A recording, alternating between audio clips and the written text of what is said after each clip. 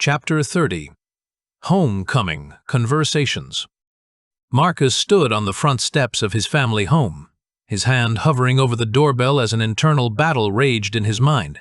Through the window he could see warm light spilling from the kitchen, and he caught glimpses of his parents moving about with the purposeful energy of people preparing for something special. Taking a deep breath to steel himself for what might be the most difficult conversation of his life, Marcus pressed the doorbell. The door flew open before the chime finished echoing, revealing both of his parents beaming with joy. His mother, Chen, practically bounced on her toes with excitement, while his father, David, wore the sort of proud smile usually reserved for major holidays. Marcus, our college boy is home. How was your trip? The train wasn't too crowded, I hope. Marcus was immediately overwhelmed by the warmth and love radiating from his parents, which made the weight of his planned revelation feel even heavier. The house smelled incredible, like a combination of every comfort food from his childhood. Mom, Dad, you didn't need to. He stopped mid-sentence as he saw the dining room.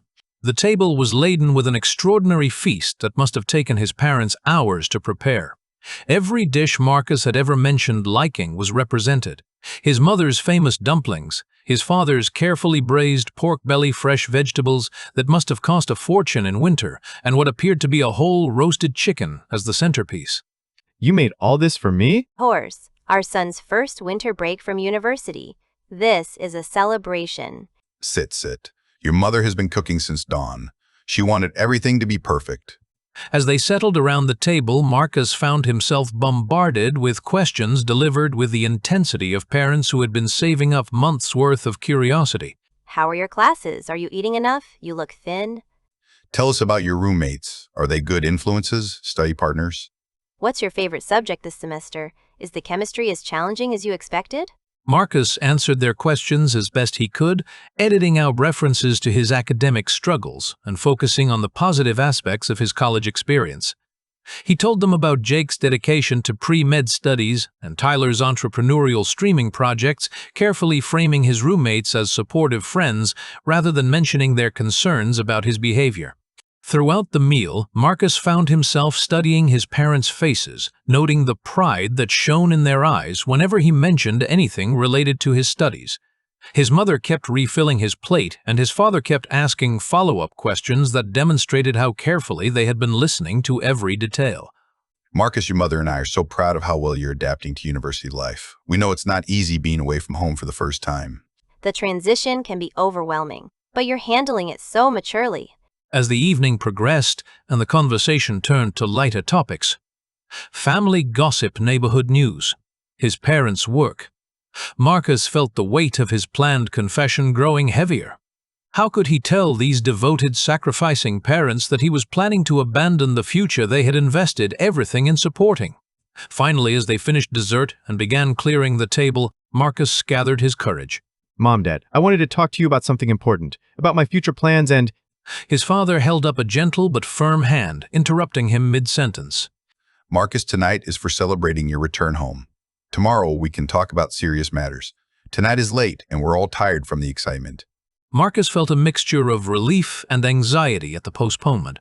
Part of him was grateful for the reprieve, but another part wanted to get the difficult conversation over with. But Dad… Tomorrow. Tonight we just enjoy having our son home.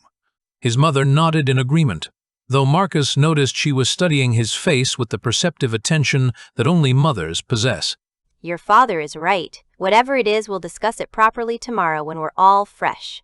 As they finished cleaning up the kitchen together, Marcus marveled at the easy domesticity of the moment. His parents moved around each other with the practiced efficiency of a couple who had been partners for decades, occasionally touching hands as they passed dishes or sharing small smiles over shared jokes. Go get settled in your room. Your father put fresh sheets on your bed, and I left some of your favorite snacks on your desk. Marcus hugged both his parents goodnight, holding the embraces a little longer than usual. Tomorrow would bring the conversation that might change everything between them, but tonight he was simply their son home from college and surrounded by unconditional love. As he climbed the stairs to his childhood bedroom, Marcus reflected on the contrast between this warm, safe environment and the harsh realities of Room 47 in Drakmore. Both worlds offered him family and purpose, but they demanded different things from him. Tomorrow, he would have to help his parents understand that sometimes love means choosing a path that others can't follow, and that the greatest respect he could show for their sacrifices might be to use the education they'd given him in ways they had never imagined.